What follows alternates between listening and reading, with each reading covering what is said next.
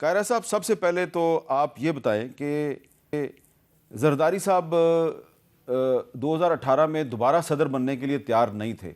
دوبارہ وہ نہیں صدر بننا چاہتے تھے، اس کی بہت سی وجوہات تھیں ان کے پاس، لیکن اب وہ صدر بن گئے ہیں.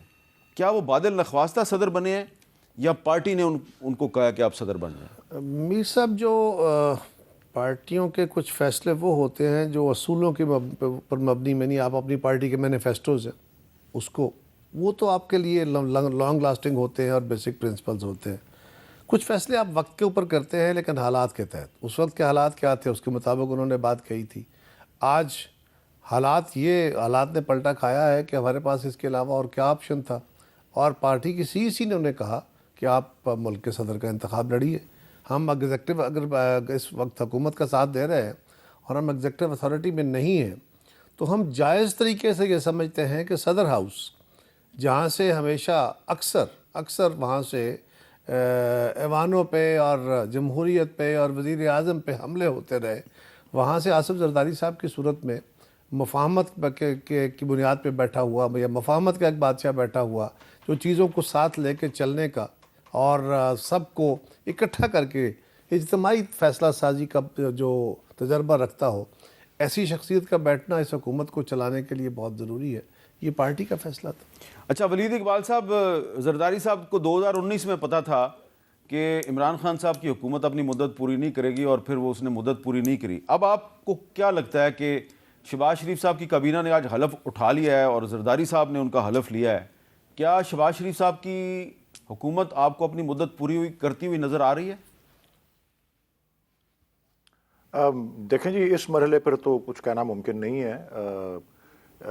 یہ بات ضرور ہے، ہمارا موقف اس پہ بڑا واضح اس حلف برداری کی تقریب کے بعد بھی، کہ جو ریلیز جاری ہوئی ہے پی ٹی آئی کی طرف سے، کہ یہ سب جعلی مینڈیٹ کی پیداوار ہیں. فارم 47 کی پیداوار گورنمنٹ ہے، اور بالکل ہٹ دھرمی اور بے شرمی سے انہوں نے، اور میں کیونکہ خود بھی کچھ دن پہلے گیا ہوا تھا یہ ووٹنگ والے دن نیشنل اسمبلی کے ہال میں صدارتی انتخاب میں ووٹ ڈالنا، ابھی تک ان کے اتنے سارے نمائندے ایوان میں ہیں، یہ جو اس وقت کی کوalition بنی ہوئی ہے، جن کے چہروں اور باڈی لینگویج سے لگتا ہے کہ ان کو پتہ ہے وہ ہارے ہوئے ہیں، اور دنیا بھی جانتی، پاکستان کے اندر بھی اور پاکستان کے باہر بھی سب کو پتہ ہے. تو یہ ایک جعلی مینڈیٹ کی پیداوار ہے، اور اس کو مسلط جو ہے وہ اس طرح سے کر دیا گیا ہے، صدارتی عہدے کو بھی اور یہ باقی وزیر اعظم اور ان کی کابینہ. ہم اس کو وہی جو ناجائز اور غیر آئینی جو نگران حکومتیں تھیں ان کا ہی ایک تسلسل جو ہے وہ نظر آ رہا ہے ہم کو. یہ ایک دوسرا کہ یہ بھی نظر آ رہا ہے اس طرف کہ ذاتی مفادات کی سیاست والے تمام ایک طرف کھڑے ہوئے ہیں اور اس وقت گورنمنٹ میں ہیں، اور ایم کیو ایم مثال کے طور پہ وہ تو کہتی ہے کہ جی ہمارے لیے گورنمنٹ میں ہونا آکسیجن کی طرح ہے. یہ میں نے ان کی لیڈرشپ کو خود اپنے کانوں سے کہتے ہوئے سنا ہے. اور دوسری طرف مفاہمت نہیں، مزاحمت کی سیاست کرنے والے تمام جو اب قوتیں ہیں، جمہوری قوتیں، وہ ایک طرف ہیں، اور وہ صدارتی انتخاب سے ہی آپ کو اندازہ ہو گیا ہوگا. محمود خان اچکزئی صاحب جس طرح، اور اختر مینگل صاحب، اور ان کے ساتھ ساتھ نیشنل پارٹی جو بلوچستان میں ہے، اور پھر ان سب پارٹیز کے ساتھ پاکستان کی سب سے بڑی اور مقبول جماعت جو کہ پاکستان تحریک انصاف ہے. تو اب ایکچولی تو مزاحمت کی تمام جو قوتیں ہیں اور جو جماعت مزاحمتی اور آئین کے دائرے میں پرامن اور غیر مسلح جو ہے مزاحمت کرنے والے، وہ سب ایک طرف کھڑے ہوئے ہیں، اور یہ جو ہے سلسلہ یہ دوسری طرف ہے. یہ تکلف ہم نے آئی ڈونٹ نو کیوں کیا کہ 50 ارب روپے خرچ کر کے الیکشن کروایا. یہ تو الیکشن سے پہلے بھی بہت سے لوگ کہہ رہے تھے، لیکن ایک سرپرائز دیا پی ٹی آئی نے اور اس کے بیکڈ جو ہے انڈیپینڈنٹ کینڈیڈیٹس. لیکن پھر اس کے بعد آپ کے سامنے جو آ گیا ہے وہ آپ کے سامنے ہی ہے. ہم تو اس کو تسلیم ہی نہیں کرتے گورنمنٹ کو. چلیں، آپ نے کہا کہ ہم کسی قسم کی، آپ کہہ رہے ہیں مفاہمت کی بجائے آپ نے مزاحمت کا راستہ اختیار کیا، تو قمرزمان قاہرہ صاحب آپ کو کیا لگ رہا ہے کہ آنے والے وقت میں مفاہمت پیچھے رہ جائے گی اور مزاحمت کرنے والے جو ہیں وہ آگے نکل جائیں گے؟ میر صاحب، میرے خیال تلخ باتیں اور مزاحمت اور ساری باتیں اب مناسب الفاظ میں بندہ کر سکتا ہے. میں اگر کسی شخص کو، اینی ون کو اس کے منہ پہ کہہ دوں کہ تم بڑے بے شرم آدمی ہو، تو اس کو گالی لگے گی. اس کے جواب میں وہ میرے ساتھ بھی کوئی تلخ بات کرے گا.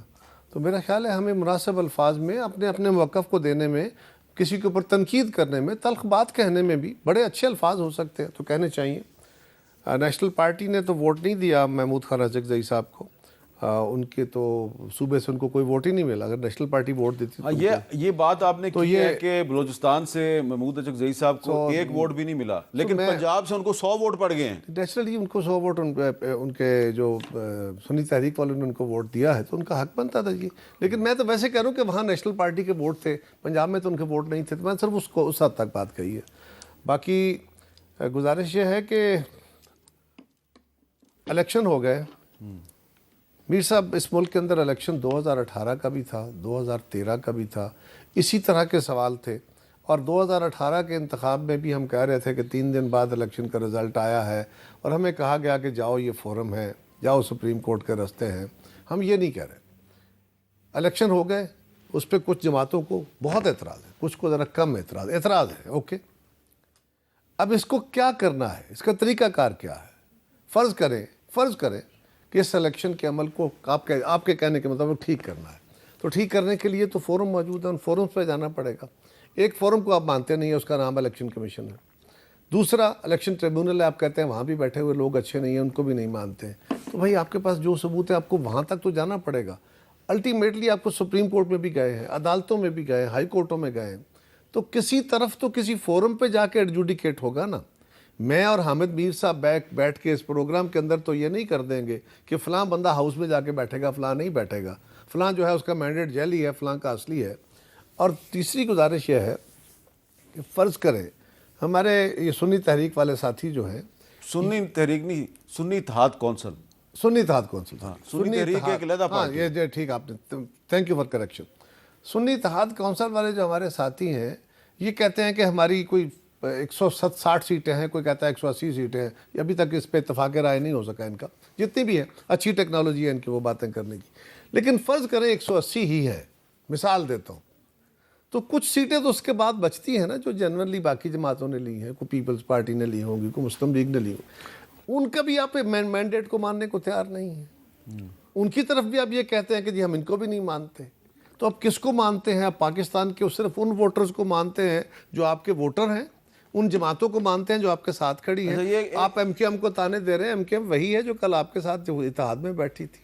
ویسے تو ایم کیو ایم جو ہے وہ کافی سالوں سے ہر پارٹی کی حکومت میں شامل ہو جاتی ہے. لیکن ولید اقبال صاحب, اب خیبر پختونخوا میں تو علی مین گنڈا پور صاحب چیف منسٹر بن چکے ہیں, آپ کی پارٹی سے ان کا تعلق ہے. تو ایک صوبے میں آپ کی پارٹی کی حکومت بن گئی ہے, تو کیا وہاں پہ جو الیکشن ہوا ہے وہ فیئر اینڈ فری تھا؟ دیکھیں جی, یہ اکثر یہ سوال اٹھتا ہے, میں اور اس کے جواب میں اکثر میں یہی کہتا ہوں کہ الیکشن ڈے پہ there is only so much you can do. یہ ایک انگریزی کا بھی ایک فقرہ استعمال ہوتا رہا ہے. اور جو ریگنگ ہوتی ہے اور جو دھاندلی ہوتی ہے وہ سلیکٹیو ہوتی ہے, وہ وائڈ سپریڈ جو ہے وہ نہیں ہوتی. کے پی کے میں بھی دھاندلی ہوئی ہے, لیکن وہ سلیکٹیو ہے. دیکھیں تعداد سیٹس کی وہاں کیونکہ کم ہے, خاص طور پہ جو ہے مجموعی پکچر کے اندر نیشنل لیول کے اوپر وہ نسبتاً کم وہاں پہ نشستیں ہیں.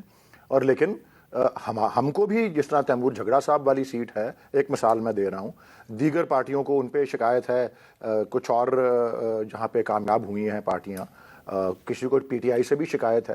ہم تو تیار ہیں, ہم تو وہاں آڈٹ کے لیے بھی تیار ہیں. اور میں جب سلیکٹیو کی بات کرتا ہوں, سلیکٹیو ریگنگ کیا گنی چنی جگہوں پہ ہوتی ہے, بیکاز پتا ہوتا ہے کہ جی یہاں اگر کر دیں تو سوئنگ کر سکتا ہے پانسا جو ہے. اور اس میں اب تو آپ بھی تھک گئے ہوں گے سن کر کہ اس میں اسلام آباد کی 3 نشستیں ہیں, لاہور کی کچھ نشستیں ہیں. آپ کو بھی اچھی طرح پتا, آپ بھی الیکشن کے روم میں بیٹھے ہوئے تھے جب یہ کاؤنٹنگ اور ریزلٹس آ رہے تھے, اور سڈنلی جو ہیں وہ رک گئے. کراچی کی جو ہیں وہ نشستیں ہیں, بلوچستان کی, اب بہت سی نشستوں کے بارے میں یہ بات ہوتی ہے. تو وہ گن چن کے میں جو آپ کو کہنا چاہ رہا ہوں, مجھے علامہ اقبال کا شعر بڑے بچپن سے ہم سنتے آتے تھے, لیکن اب جو ہم کو سمجھ میں آ رہی ہے, جو اس وقت ہم دیکھ رہے ہیں, وہ ایک شعر ہے نا کہ وہ جمہوری قبا میں پائے کوب, وہ جو یہ اصل میں استبداد نے جمہوری قبا میں کوب پا کے ہم اس کو آزادی کی نیلم پری نہیں کہہ سکتے. شعر کچھ اس طرح ہی ہے کہ دیوے استبداد جب جمہوری قبا میں پائے کوب, تو سمجھتا ہے یہ آزادی کی ہے نیلم پری. یہ ایک تسلط ہے جو ہمارے اوپر آیا ہے, اور یہ پی ایم ایل این اور پی پی پی کا. اور یس, ایون سرکاری ریزلٹس پہ جاتے ہوئے میرے خیال 34 یا 35 یا 37% popular vote P T I کا ہے سرکاری ریزلٹس کے مطابق, 24% پی ایم ایل این کا ہے, اور کوئی 14% جو ہے وہ پی پی پی کا ہے. تو یہ جو ہے، اور آپ نے جو سوال پوچھا نا کہ یہ اپنی مدت پوری کرے گی یا نہیں کرے گی، اس پہ میرا فی الحال تو یہی جواب ہے کہ اگر وہ مدت نہ پوری کرے تو پھر اور متبادل کیا ہے؟ وہ تو یہی ہے نا کہ اصل پاپولر پارٹی تو پی ٹی آئی ہے. تو ریاست کی پالیسی جو کہ 1.5 سال سے آئین اور قانون کو ایک طرف رکھ کے صرف پی ٹی آئی کو نشانہ بنانے کی ہے، تو میرے نزدیک تو جب تک پی ٹی آئی کے بارے میں ریاست کی پالیسی نہیں بدلتی، مجھے کوئی خطرہ نہیں نظر آتا اس گورنمنٹ کو. یہ میری اپنی ذاتی اسیسمنٹ ہے. یہ میری پارٹی کی پوزیشن تو میں نے ویسے کہہ دی، ہم تو جعلی مینڈیٹ والوں کو مانتے ہی نہیں ہیں. وہ ٹھیک ہے، قاہرہ صاحب کہیں گے کہ اس کے کہنے کے طریقے ہیں. 2 عدالتیں پنجاب میں نوٹیفائی ہوئی ہیں، الیکشن ٹریبیونلز. یہ 10 سال بھی لگا دیں تو یہ کیسز نہیں کر سکیں گے ڈیسائیڈ، اگر یہ کتنی تعداد میں سیٹیں جو پنجاب کی ہیں اس کے اوپر. 2013 کے الیکشن کے کچھ کیسز ابھی تک، میرا اپنا کیس جو تھا وہ سپریم کورٹ سے کوئی 2020 یا 21 میں جا کے جو ہے اس کا فائنل ڈسپوزل ہوا تھا، جو 2013 کے الیکشن میں نے جو ہے کیس کیا ہوا تھا. میں ایگزامپل دے رہا ہوں آپ کو. تو یہ تو پنجابی میں کہتے ہیں نا کھو کھاتے ڈالنے کے مترادف ہے. جب تک کہ کوئی فورینسک آڈٹ نہ ہو، اور ہم نے تو کہا ہے 30% سیٹوں پہ 2 ہفتے کے اندر ہو سکتا ہے، نیشنل اور پروونشل. بہرحال یہ نہیں کرنا چاہتے، چلائیں اس کو جس طرح چلانا ہے جی. ہم تو اپنی مزاحمت کریں گے کیونکہ ہمارا موقف بڑا واضح ہے کہ جی عوام کی آواز کو کچلنا، اس کا گلا گھونٹ کے آگے بڑھنا، ول وی موو آن اور ناٹ، اس میں اس موونگ آن یا نہ موونگ آن کے اندر پی ٹی آئی ایک شریک ہے. اور آپ نے دیکھا ہے کل بھی وہ کہا ہے نا جیل سے جو نہیں ڈرتے، زرداری صاحب نے کہا ہے، تو نظر آ گیا ہے سب کو کہ پی ٹی آئی کوئی فین کلب نہیں ہے، پی ٹی آئی کوئی ممی ڈیڈی پارٹی نہیں ہے. پی ٹی آئی کے لوگ بھی جیل سے نہیں ڈرتے، بہت سے لوگ جیل میں ہیں اور روز جیل جا رہے ہیں. اچھا، تو یہ مزاحمت جاری رہے گی.